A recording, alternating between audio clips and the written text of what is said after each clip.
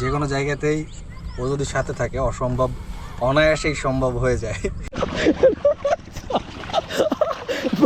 পড়াশোনা নেই, পরীক্ষা নেই, প্রফেসর নেই, প্রক্সি নেই, কি আছে তবে? পোয়েট্রি, ছন্দ। সমস্ত জীবনটা যেন একটা ছন্দের মতো। জন্ম, মৃত্যু, দিন, রাত্রি, সুখ, দুঃখ, মিলন, বিচ্ছেদ। রিয়াজ আর আমি এখন যাচ্ছি হচ্ছে একটা বোটের সন্ধান পাইছি। বোটটা কি ভালো আছে রিয়াজ?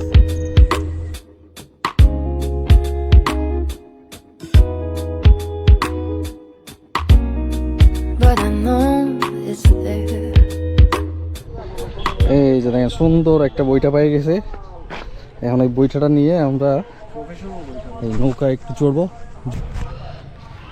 কই রিয়াজ কই? আমরা কিন্তু সাকসেস, মিশন সাকসেস। এই পর্যন্ত কোনো জায়গায় যে ব্যর্থ হয়নি আল্লাহর রহমতে।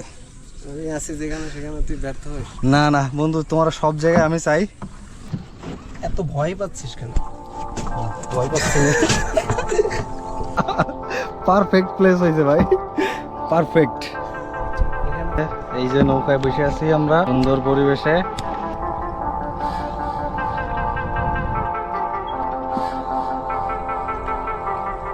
রিয়াজ আর আমি আজকে বিকালে বের হয়েছিলাম যে একটা অচেনা প্লেসে যাব, সেইখানে যে ঘুরবো ফিরবো বাইক নিয়ে।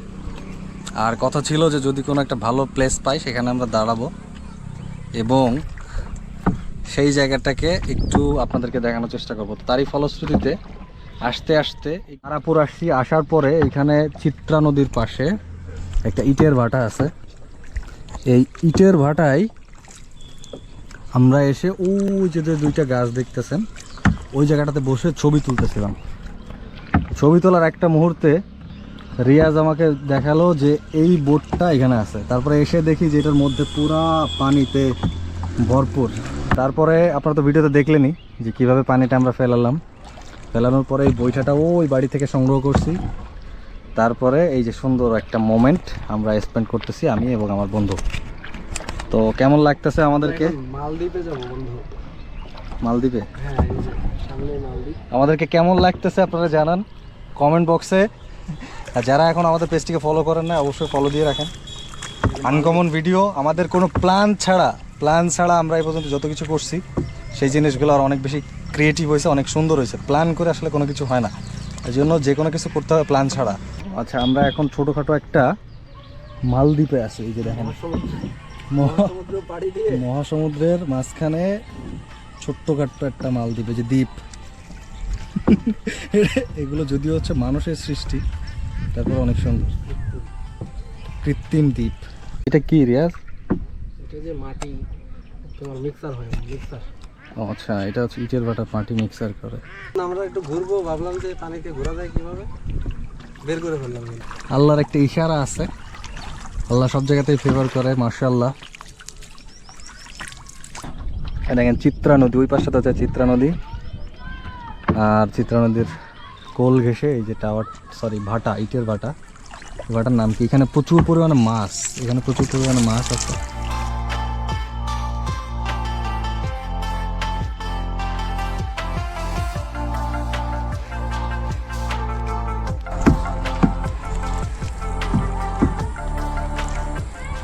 এখন আমাদের আব্দুর রব চাচার ছেলে আব্দুর সোহান মোল্লা, সে বইটা হাতে নিছে এবং বিশাল এক ইটের ভাটা পাড়ি দিচ্ছে। সোহান, তুমি এখানে অপর প্রান্তে কারে মিস করতেছো নৌকার? অপর প্রান্তে আমি আসলে কাউকে মিস করতেছি না।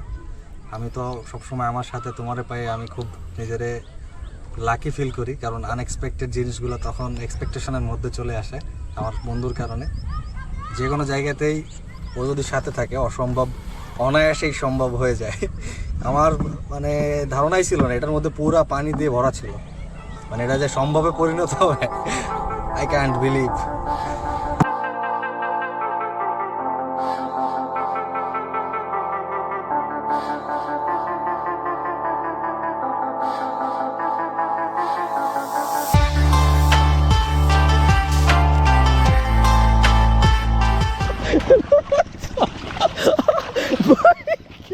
কি হলো রিয়াজ? ফোনটা বের কর, ফোনটা কোন জায়গা?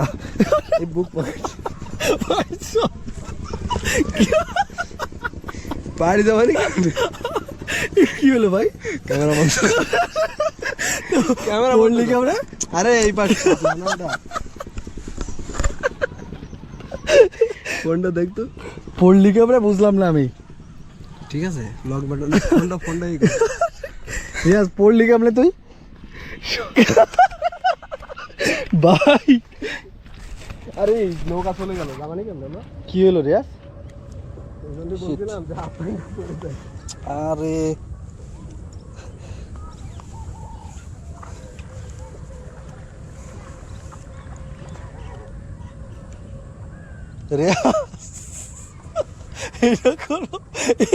এইটা কোনো কথা হইলো রিয়াজ?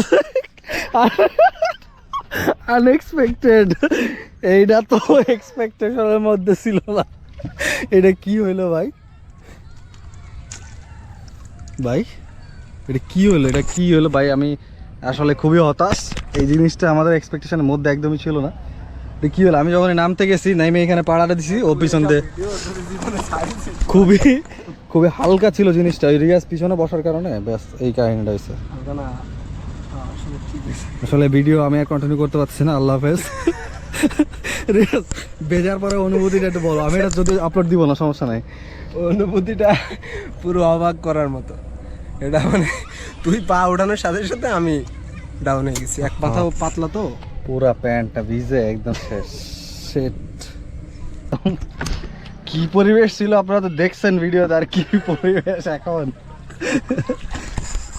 তোমার জন্য আমার খুবই কষ্ট আর মায়া আসছে। তোরা বসছে আর বল, আমার জন্য ফেলাইস নি ভাই।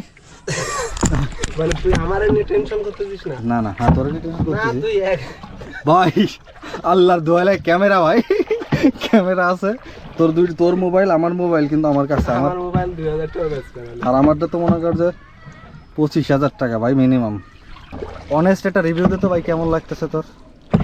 সাধারণ গাড়ি না ভিজলেই মানে ব্লগ লিডার সেই হতো। এই ভিডিওকে আমি আপলোড দিতে পারবো না কোনোভাবেই না। যদি মনে কর আপলোড দেই তাহলে কি হবে? প্রচুর কমেন্ট আসবে তোর ভিডিও। ভাই এইটা দিলেই তো ভাইরাল হওয়ার একটা চান্সেস আছে ভাই। আজকের এই যাত্রা আমরা এখন এখানেই শেষ করে দিচ্ছি। তার কারণ হচ্ছে বিশাল এক ইতিহাস অর্জন করেছো বলো। হ্যাঁ, অনেক সুন্দর একটা ইতিহাস আজকে আমাদের স্মৃতির পাতায় লেখা হয়ে গেল। যদিও চাইনি গোসল করতে, তারপরে প্রকৃতির স্বার্থে, যদিও চাইনি গোসল কপালের করতে, স্বার্থে গোসলটা করে ফেলছি। প্রকৃতির স্বার্থে এবং কপালের স্বার্থে রিয়াজ ভাইয়ের গোসলটা হয়ে গেছে। রিয়াজ ভাই আল্লাহ হাফেজ। তুমি কি নামবা নাকি এখানে থাকবা? তুমি তোমার শুকনো অবস্থায় ডাঙ্গা দেয় তো আমার ভাই না না রিয়াজ না না ভাই ভাই